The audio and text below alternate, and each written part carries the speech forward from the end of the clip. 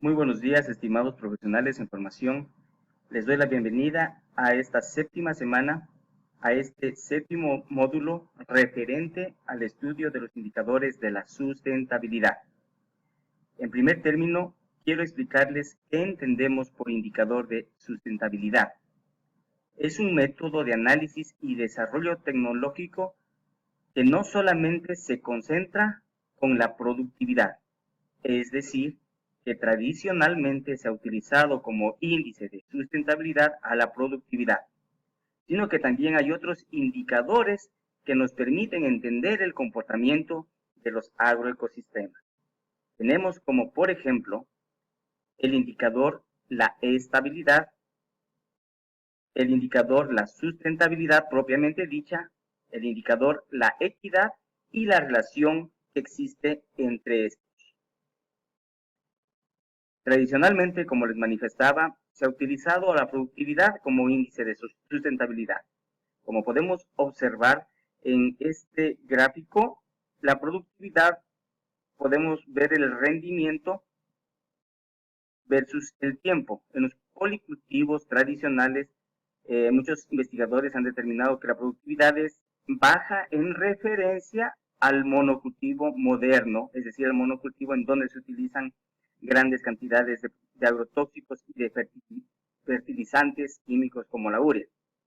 La productividad es entendida como la medida de la cantidad de producción por unidad de superficie, es decir, kilogramos por hectárea, toneladas por hectárea. Posteriormente tenemos como segundo indicador la estabilidad. Como podemos observar, la estabilidad se mide también en unidades de rendimiento por el tiempo. Hacer un contraste entre el policultivo tradicional y el monocultivo moderno, podemos observar que la estabilidad ecológica es mayor, tiene mayor rendimiento en el policultivo tradicional. Sin embargo, en los monocultivos modernos tiene un comportamiento de aumento y disminución que es constante. Esto depende de la cantidad de insumos que se vayan utilizando. Se entiende como la estabilidad al indicador que nos permite determinar la constancia de la producción bajo un grupo de condiciones efectivamente ambientales, económicas y de manejo.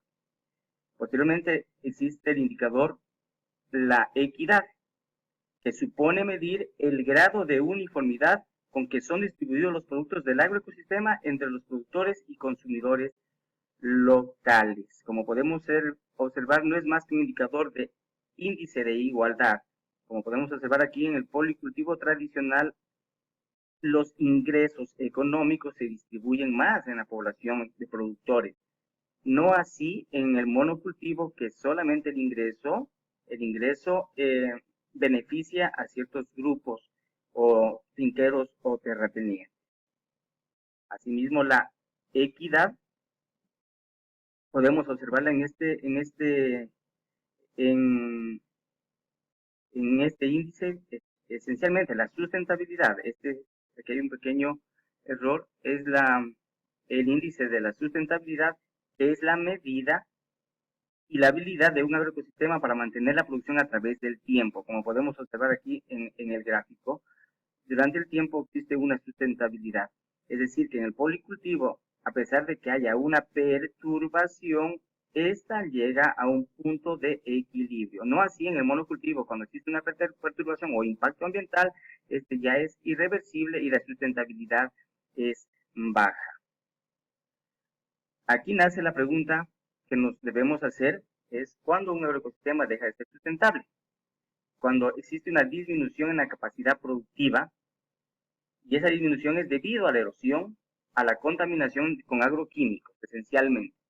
También cuando un agroecosistema deja de ser sustentable, cuando hay una reducción de la capacidad homeostática de adecuarse a los cambios, es decir, una reducción de los equilibrios, donde no hay resiliencia y si existe una perturbación, los rendimientos bajan notablemente en un agroecosistema, debido a la destrucción de los mecanismos internos de control de plagas o de las capacidades de reciclaje de nutrientes. Es decir, es un agroecosistema que está degradado.